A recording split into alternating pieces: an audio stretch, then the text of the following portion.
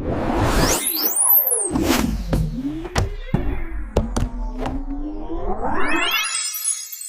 Friends, నా పేరు doctor Tenneti Jayaraj అండి. ఇటీవల కాలంలో నేను కొన్ని ముఖ్యమైనటువంటి అంశాల మీద యూట్యూబ్లో వీడియోలు చేసి పెడుతున్నాను. అందులో భాగంగానే ఇప్పుడు మన గరికిపాటి నరసింహమూర్తి గారు, పద్మశ్రీ వారు ఒక ప్రమాదకరమైనటువంటి ఒక ఉపన్యాసం చేశారు. దాన్ని ఏదో ప్రవచనాలు అంటారంట. ఆ ప్రవచనంలో భాగంగా ఆయన ఏదో చెప్పారు. అది ఆ మాటకి చాలా డైమెన్షన్స్ ఉంటాయి. ఫస్ట్ ఆఫ్ ఆల్, నేను ఒక డాక్టర్ని. ఒక డాక్టర్ కోణంలో చూస్తే నాకు ఒక రకంగా కనిపిస్తుంది. నేను ఒక సోషల్ యాక్టివిస్ట్ని. ఆ కోణంలో చూస్తే మరొక రకంగా కనిపిస్తుంది.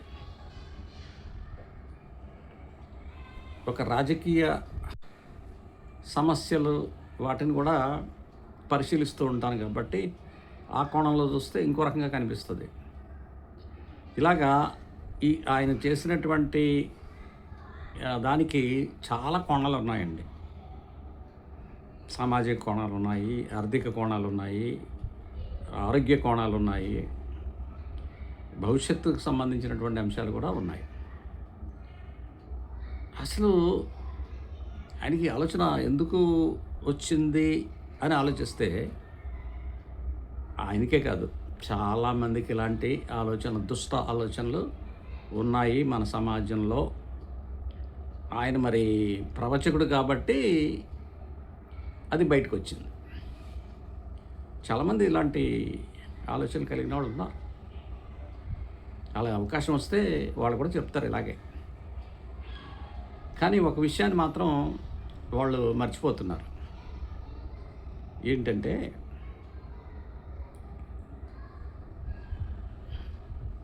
పిల్లలు దేశ సంపద అనేటటువంటి విషయాన్ని మర్చిపోతున్నారు. పిల్లలే రేపటి భావి పౌరులు అనేటటువంటి విషయాన్ని కూడా మర్చిపోతున్నారు. ఆరోగ్యకరంగా ఉండాలి పిల్లలు, శక్తివంతులుగా ఉండాలి, జ్ఞానాన్ని సంపాదించుకోవాలి. గురజాడ అప్పారావు గారు గతంలో చెప్పారు కదా, తిండి కలవాడేను మనిషోయ్ అనే ఒక పద్యం మీద ఉంటుంది. ఈశ్వరమని దేశం ఉంటే దేశమే గతి బాగుపడునోయ్ అంటాడు. సో వీటికి అనేకమైన కోణాలు ఉన్నాయని ముందే చెప్పాను కదా. సో పిల్లలు మొట్టమొదటిగా వాళ్ళు ఈ దేశ పౌరులు, ఈ దేశ సంపద, భవిష్యత్తు వాళ్ళది. నరసింహారావు గారు ముసలోడు, నాకులాగనే. ఇంకా మహా అయితే 10 ఏళ్ళు బతుకుతాడేమో.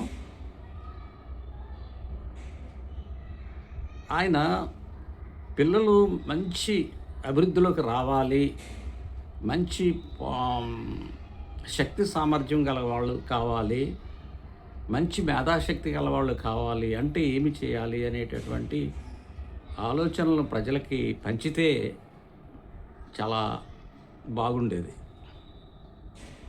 ఎప్పుడో 13వ శతాబ్దంలోనో 17వ శతాబ్దం వేమన గారు ఏం చెప్పారు? విద్య లేనివాడు వింత పశువు అని చెప్పాడు. ఇప్పటికే మన దేశంలో చాలామంది ప్రజలకి విద్య అందడం లేదు. ఉన్న విద్య కూడా అరాకొరగా ఉంది. అక్షరాస్యత ఉంటే చాలు విద్య అనుకునేటటువంటి మనుషులు కూడా ఉన్నారు. ఇంజనీర్లకే ఉద్యోగాలు దొరకట్లేదు. బాగా చదువుకున్న ఎంఏలు పిహెచ్డీ చేసిన వాళ్ళకే ఉద్యోగాలు దొరకట్లేదు. ఇలాంటి పరిస్థితుల్లో అసలు చదువే లేనటువంటి వాళ్ళు, అక్షరజ్ఞానం లేనటువంటి వాళ్ళు ఎంతమంది ఉన్నా కూడా ఈ దేశాన్ని అభివృద్ధి పథంలో నడిపించడం ఎలా సాధ్యమవుతుంది? సాధ్యం కాదు కదా.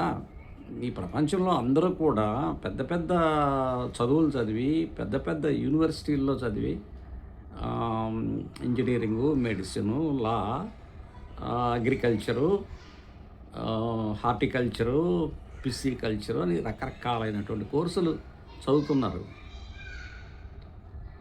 అలాంటప్పుడు మనం మన పిల్లలకి కావలసినటువంటి మంచి పోషణ ఇచ్చి, మంచి విద్యను ఇవ్వాలి అనేటటువంటి అంశం మీద చాలామంది మాట్లాడుతున్నారు ఈ రోజున. విద్య కావాలి, మంచి పోషకాలు కావాలి అనేటటువంటి అంశం మీద చాలామంది మాట్లాడుతున్నారు. మన దేశంలో విద్యా విధానం సరిగ్గా లేదు, పోషణ సరిగ్గా లేదు. ఇప్పటికే పిల్లలు ప్రోటీన్ మాల్న్యూట్రిషన్లో ఉన్నారు, తల్లులో ప్రోటీన్ మాల్న్యూట్రిషన్లో ఉన్నారు, హిమోగ్లోబిన్ పర్సంటేజ్ తక్కువ ఉంది, రక్తహీనతగా ఉంది, బలహీనంగా ఉంటున్నారు, తగినంత ఎత్తు బరువు పెరగడం లేదు, సామర్థ్యం సరిపోవట్లేదు, జీవన ప్రమాణం తక్కువగా ఉంటుంది భారతదేశంలో అని ఇలాగ అనేకమైనటువంటి మంది రకరకాలుగా ఆలోచిస్తున్నారు. ఎలాగ పిల్లలకి చదువు చెప్పాలి, ఎలాగ వీళ్ళకి మంచి పోషకాహారాలు ఇవ్వాలి, ఆహారంలో ఏమేమి ఉండాలి అనే దాని మీద బోల్డంత రీసెర్చ్ జరుగుతుంది అని. నేషనల్ ఇన్స్టిట్యూట్ ఆఫ్ న్యూట్రిషన్ అని కూడా ఒకటి ఉంది. వాళ్ళు చెప్తారు ఏమి తినాలో ఏమి తినకూడదు అని. ఈయనకి ఏం పని, ఈ గరిగిపాటి నరసింహారావు గారికి ఏం పని, ఏం తినాలో అనే సబ్జెక్టు వచ్చేటప్పటికి అది ఆయన సబ్జెక్ట్ కాదు కదా. ఫస్ట్ ఆఫ్ ఆల్ పిల్లలకి పోషకాహారం అంటే ఏంటి, అందులో ఏముండాలి, మనకి చిన్నప్పుడు పాఠాల్లో చెప్తారు కదా. నేను డాక్టర్గా ఇంకా లోతుగా చెప్తలేదు, పై విషయాలే చెప్తున్నాను. చిన్నప్పటి నుంచి మనకి ఏం చెప్తారు, మాంసకృత్తులు, పిండి పదార్థాలు, కొవ్వులు, విటమిన్లు, లవణాలు ఇవన్నీ మన ఆహారంలో ఉండాలి, తగిన పాళ్ళల్లో ఉండాలి అని చెప్తారు. ఇంకా మన దేశంలో లభించే ఆహారంలో క్యాలరీ మాల్న్యూట్రిషన్ ఒక అంశం అయితే, ప్రోటీన్ మాల్న్యూట్రిషన్ అనేది ఇంకా భయంకరమైనది. కారణం ఏంటంటే ఈ గరికిపాటి లాంటి వాళ్ళు చెప్పినటువంటి మాటలను నమ్మి చాలామంది వాళ్ళ యొక్క ఆహారాన్ని, శాస్త్రీయమైన ఆహారాన్ని అవైలబుల్గా ఉన్నా కూడా తీసుకోవట్లేదు. ఫర్ ఎగ్జాంపుల్ ప్రోటీన్స్ ఎక్కడుంటాయి, అసలు ప్రోటీన్ స్ట్రక్చర్ ఏంటి అని అంటే వీళ్ళు ఏమంటారంటే కూరగాయల్లోనే ఉంటాయి ఇవి అని చెప్తారు, వెజిటేరియన్లోనే ఉంటుందని చెప్తారు. కానీ అది తప్పు, అది తప్పు. ఏ యొక్క శాస్త్రం కూడా కూరగాయల్లోనే ప్రోటీన్స్ అంటే మాంసకృతులు ఉంటాయి అని చెప్పడం అనేది చాలా తప్పు. ఏ యొక్క శాస్త్రం కూడా అలా చెప్పదు. మాంసకృతులు అనేవి ప్రధానంగా మనకి అవైలబుల్ అయ్యేది పాలు, గుడ్లు, మాంసము, చేపలు, వీటిలో ఉంటుంది. ఇక శాకాహారంలోకి వచ్చేటప్పటికి పప్పు ధాన్యాల్లో ఉంటుంది. కానీ అందులో కొన్ని ఎమినో యాసిడ్లు అనేవి ఉండవు. ఆ ఎమినో యాసిడ్లు శరీరంలో కూడా తయారు కావు. వాటిని బయట నుంచే ఆహార రూపంలో తీసుకోవాలి. సో ఈ శాకాహారంలో లభించేటటువంటి మాంసకృతుల కన్నా మాంసాహారంలో ఉండేటటువంటి మాంసకృతులే మేలైనటువంటివి. ఇది మనం బేసిక్గా తెలుసుకోవాలి. ఇంకా నేను మాట్లాడుతున్నాను కదా, నేను మాట్లాడుతున్నానంటే నా పెదాలు కదులుతున్నాయి, నా నాలుక కదులుతుంది, నా గొంతు కదులుతుంది, నా దవడ కదులుతుంది. ఈ పెదాలు, నాలుక, దవడ, గొంతు ఇవన్నీ కూడా మాంసంతో తయారు చేయబడి ఉంటాయి. ఈ మాంసం అనేది మాంసకృతుల్లోనే ఉంటుంది, మాంసకృతులతోటే నిర్మించబడి ఉంటుంది. మనం నడవాలన్నా, లేకపోతే పరిగెత్తాలన్నా, చేత్తో కూరగాయలు కొయ్యాలన్నా, లేకపోతే పెన్నుతో రాయాలన్నా, లేకపోతే మరి ఏ పనైనా చేయాలన్నా, నేను డాక్టర్‌గా ఆపరేషన్లు చేయాలన్నా చేతితో చేస్తానంటే, చెయ్యి కదలాలంటే అందులో మాంసకృత్తులు ఉండాలి. అవి మాంసం చేత నిర్మించబడినటువంటివే. వీళ్ళేం చెప్తారంటే మాంసం తింటే నాలుక బండబారిపోతుందని చెప్తారు. నాలుక బండపారిపోవడం కాదు, అది మాంసకృత్తులతో తయారు చేయబడినటువంటి పదార్థం కాబట్టే అది మనకి ఎలా కావాలంటే అలా వంగుతుంది. నాలుక ఎలా కావాలంటే అలా తిరుగుతుంది. అదే ఎముకలతో నాలుకను తయారు చేయండి చూద్దాం ఎలాగా కదులుతుందో. అది సాధ్యపడుతుందా? సాధ్యపడదు. ఈ చిన్నపాటి ఇంగిత జ్ఞానం కూడా లేకుండా వీళ్ళు ఏం చెప్తారంటే శాకాహారంలో చాలా శ్రేష్టమైనటువంటి ఆహారం పదార్థాలు అవన్నీ చెప్తూ ఉంటారు. కానీ ప్రపంచాన్ని తీసుకోండి, ప్రపంచంలో ఏం జరుగుతుందో తెలుసుకోండి. ప్రపంచంలో 193 దేశాలు ఉన్నాయి, 800 కోట్ల ప్రజలు ఉన్నారు. వాళ్ళంతా ఏం తింటున్నారు, వాళ్ళు ఏం చదువుతున్నారు అనే విషయాన్ని మనం గమనించాలి. గుడ్డులో ఇంతకీ ఈ నరసింహారావు గారికి గుడ్డులో ఏముంటుందో ఆయనకు తెలుసా? గుడ్డ గాడిది గుడ్డ అన్నాడు ఆయన. ఎంత అవమానకరమైన మాట అండి అది. అవమానించడం కదా గుడ్డు తినేవాళ్ళని. ఆయన తినకపోవడం ఆ తప్పు. ఆయన తినడం నేర్చుకోవాలి. ఇష్టం లేదంటే మానేయచ్చు, అది వేరే విషయం. కానీ గుడ్డులో పోషకాహారాలు చాలా పుష్కలంగా ఉన్నాయనేటటువంటి విషయాన్ని ఆయన మర్చిపోకూడదు. ఆయనే కాదు, ఎవరూ మర్చిపోకూడదు. గుడ్డు అనేది చాలా శ్రేష్టమైన ఆహార పదార్థము. పాలు ఎంత శ్రేష్టమైనవో గుడ్డు అంతకన్నా శ్రేష్టమైనది.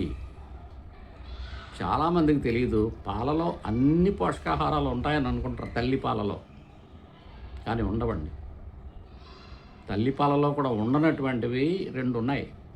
అవి ఏంటంటే, ఒకటి ఐరన్, రెండోది విటమిన్ సి. అవి బయట నుంచి ఆహార రూపంలో ఇవ్వాలి.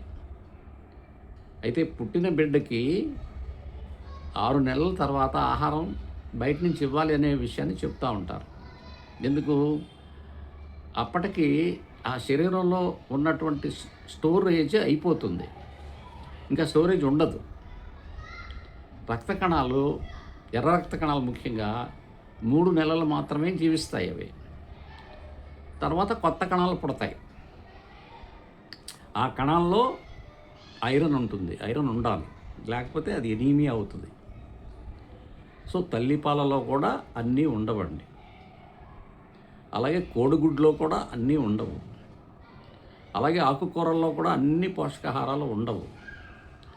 అన్ని పప్పు ధాన్యాల్లో కూడా అన్ని పోషకాహారాలు ఉండవు. అందుకనే మిశ్రమ పదార్థాలు తీసుకోవాలి. మిక్స్డ్ డైట్ అంటాం. వెజిటేరియన్ మేము వెజిటేరియన్స్ అండి, మేము మాంసం తినమండి, నీసు తినమండి అని ఇట్లాంటి మాటలు చెబుతారు కదా. కానీ తెలుసో తెలియకో అందరూ మాంసాహారం తినేవాళ్లే. పాలు ఎక్కడి నుంచి వస్తాయండి? పాలు తాగుతున్నాం కదా మనం అందరం. పాలు ఎక్కడి నుంచి వస్తాయి?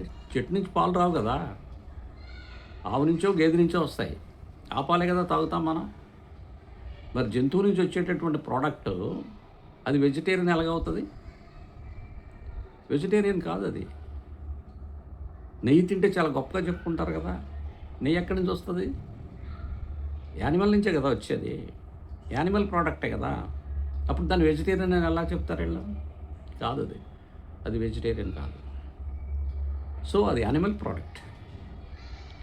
సో యానిమల్ ప్రోడక్ట్స్ అనేవి మనుషులకి అవసరం.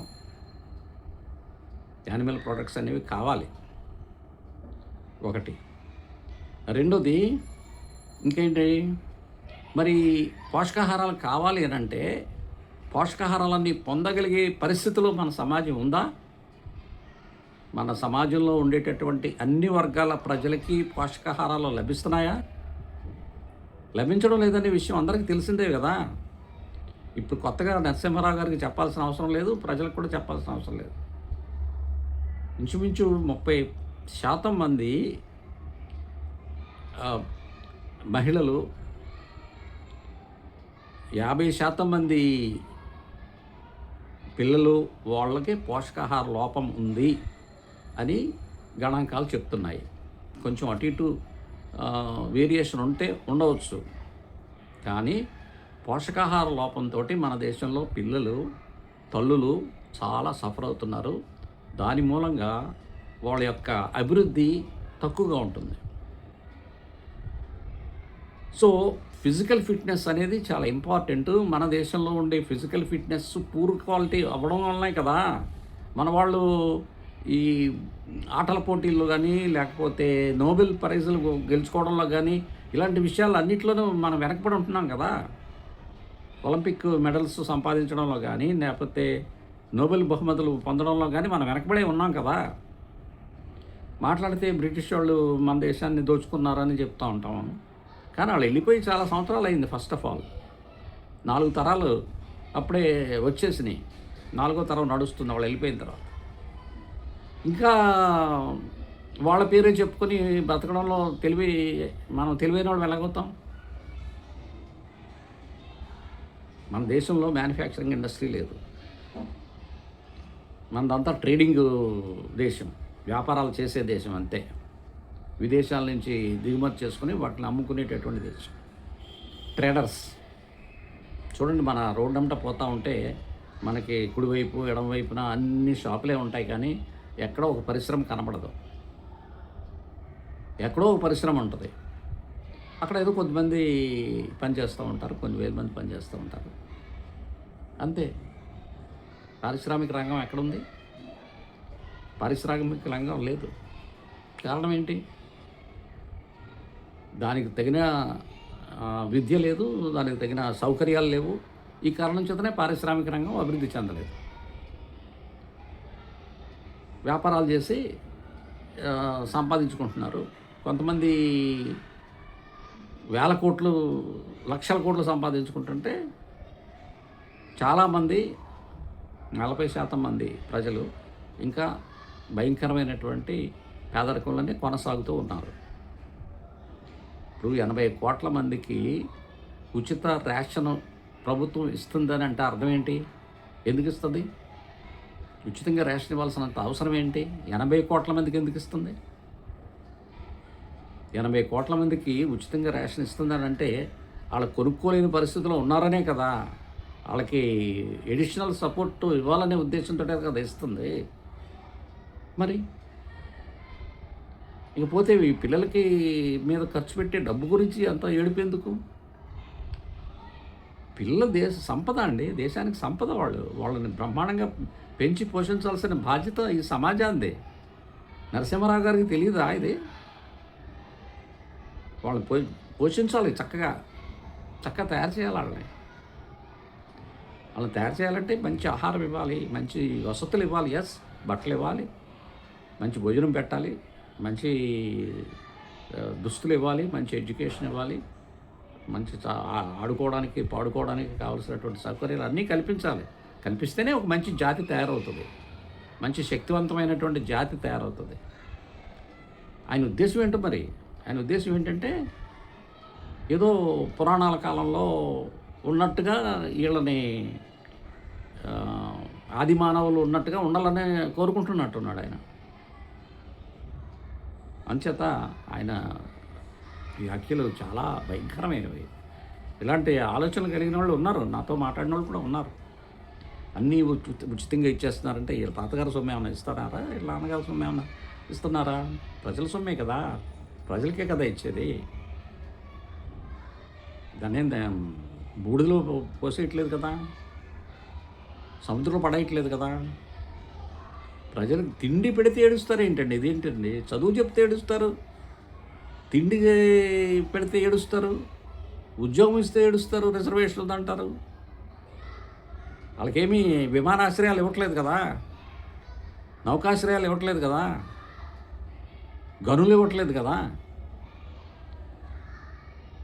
ఒక పూట భోజనం పెడితే ఏడుపా?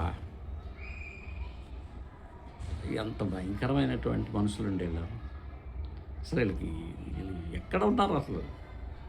మనుషుల్లో లెక్క పెట్టాలా లేదా అని నాకైతే అనుమానంగానే ఉంది. ఆయన భాషా ప్రావీణ్యం ఉంటే సో వాట్ ఫర్ ఎనీబడి.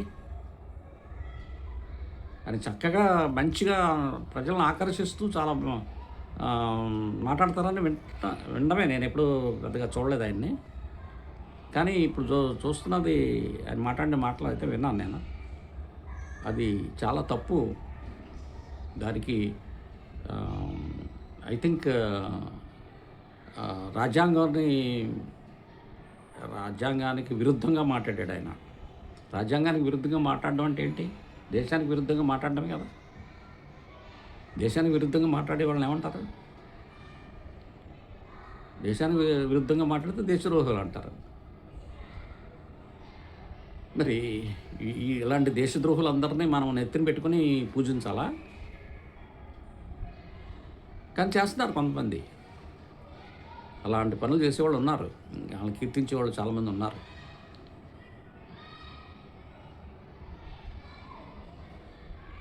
ఆయన వాడిన ప్రతి మాట కూడా చాలా అసభ్యకరమైనటువంటి మాట. అది సివిలైజ్డ్ సొసైటీ యాక్సెప్ట్ చేయదు. దాన్ని ఇప్పటికే వేల మంది ఖండిస్తూ ఉన్నారు. సో నేను చెప్పినట్టుగా అందులో సామాజిక కోణం ఉంది, అందులో ఆరోగ్య కోణం ఉంది, అందులో ఆర్థిక కోణం ఉంది, అందులో రాజకీయ కోణం కూడా ఉంది. రాజకీయంగా కూడా కోణం కూడా ఆలోచించాల్సిన అవసరం ఉంది ఇందులో. సామాన్యంగా ఏంటంటే ఏం చేస్తారంటే call the dog mad before you kill it అనే ఒక సామెత ఉంది. అంటే ఒక స్కీమ్ని తీసేయాలని అనుకున్నప్పుడు ఒక ఒపీనియన్ క్రియేట్ చేస్తారన్నమాట. ఈ మిడ్ డే మీల్ తీసేయాలనేటటువంటి ఆలోచనతో ఉన్నదేమో గవర్నమెంటు. ఇలాంటి వ్యక్తులతో, ఎందుకంటే ఆయన పద్మశ్రీ అవార్డు కదా, ఆయనకి లక్షల కొలది ఫాలోవర్స్ ఉన్నారు కదా, అలాంటి వాళ్ళతో చెప్పిస్తే ఇదంతా వేస్ట్ అండి, ఈ పథకం వేస్ట్ అండి అని అందరు నోటంట అనిపించి ఆ తర్వాత తీసేయచ్చు. సులువుగా ఉంటుంది. అంటే ప్రజల నుంచి రియాక్షన్ రాకుండా ఉండడానికి ఒక వెపన్ లాగా ఈయన వాడుకుంటున్నారేమో అని అనుమానం కూడా వస్తుంది. ఇంకొక అనుమానం ఏమొస్తుందంటే, అరే ఈ దేశంలో ఉండేటటువంటి సహజ వనరులను వినియోగించుకోవడంలో ఇప్పటికే ఘోరంగా ఫెయిల్ అయ్యాము. ప్రోటీన్ మాల్న్యూట్రిషన్ ఉంది. ఫర్ ఎగ్జాంపుల్ మనకి 3 వైపుల సముద్రం ఉందండి. 3 వైపుల సముద్రం ఉంది, నదులు ఉన్నాయి. ఆ నదుల్లో బోళ్ళని చేపలు ఉంటాయి, సముద్రంలో చేపలు ఉంటాయి. కానీ వీళ్ళు ఏం చెప్తారు? చేపలు తినొద్దని చెప్తారు. అంటే సహజంగా లభించేటటువంటి ఆహారాన్ని తినొద్దని చెప్పడమే కదా, అంటే దాన్ని వృధా చేయడమే కదా. ఇంకా కోళ్ళు, మేకలు, గొర్రెలు, పశువులు ఇవన్నీ ఉంటాయి. అవి వాటి యొక్క మాంసాన్ని ప్రపంచంలో అందరూ తింటారు. వీళ్ళు ఇక్కడ ఏం చెప్తారంటే అలా తినడం అనేది నీచమైనటువంటి వాళ్ళు చేస్తారని చెప్తారు. నీచులు మాంసం తింటారు, నీచులు చేపలు తింటారు. మేము ఉత్తములు కాబట్టి మేము తినం, ఇలా చెప్తారనమాట. అంటే ఏంటి? మేము గొప్పవాళ్ళము, మేము చాలా ప్యూరిటీ, మేము ప్యూరు, మీరు ఇంప్యూరు అని చెప్పడం కోసం చెప్తున్నారా? అలా చెప్పే ఈ దేశాన్ని బలహీనపరిచారు. ఉన్న సహజ సంపదని సరిగ్గా వినియోగించుకోలేకుండా చేశారు. దానివల్ల వాళ్ళకి నష్టమే. అది ఆ చెప్పే నరసింహరావు కూడా నష్టమే, ఆయన ఫాలోవర్స్ కూడా నష్టమే.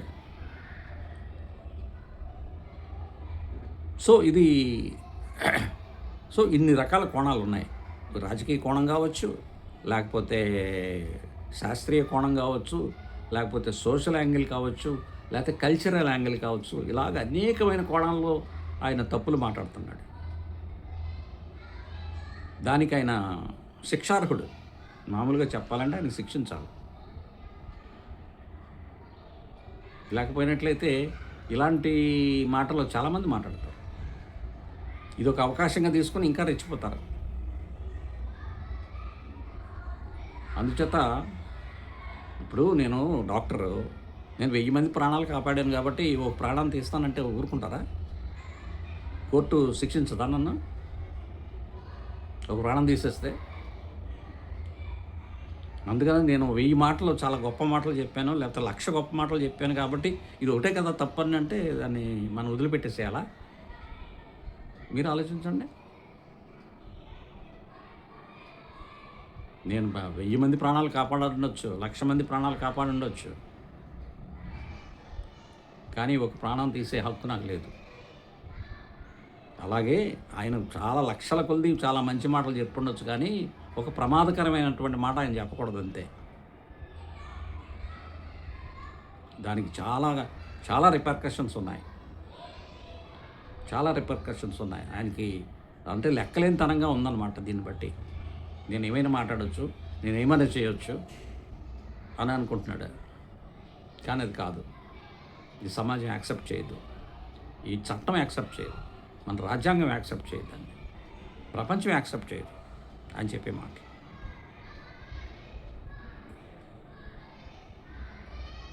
అంచేత ఇలాంటి మాటలు రాకుండా అడ్డుకోవాల్సినటువంటి బాధ్యత అందరికీ ఉంది. ఇప్పటికే చాలామంది చాలా తీవ్రంగా స్పందిస్తున్నారు. అవును, స్పందించాల్సిన అవసరం, స్పందించాలి. అందుకే నేను కూడా స్పందిస్తున్నాను. నేను ఒక డాక్టర్గా చెప్తున్నాను, ఒక సామాజిక స్పృహ ఉన్నవాడిగా చెప్తున్నాను. అలాగే వీళ్ళ వలన నష్టపోయినటువంటి ఒక కులంలో పుట్టినవాడిగా చెప్తున్నాను. మాంసాహారం తినకూడదు, మేము తింటాము. మా కులంలో వాళ్ళు అందరూ తింటారు, ప్రజలందరూ చాలామంది 90% మంది తింటారు, ప్రపంచం అంతా తింటారు. ఈ 3% వాళ్ళ కోసం ఈ ప్రపంచం ఆగిపోవాలా? వాళ్ళంతా కలిపితే 3% ఉంటారు. 3% వాళ్ళ కోసం ఈ దేశం ఆగిపోవాలా, ఈ ప్రపంచం ఆగిపోవాలా? వాళ్ళు చెప్పినట్టుగా నడుచుకోవాలా? అలా జరగదు. ఆయనే మారాలి, ఆయనే తప్పు. ఆయనలాంటి ఆలోచన కలిగిన వాళ్ళే తప్పు.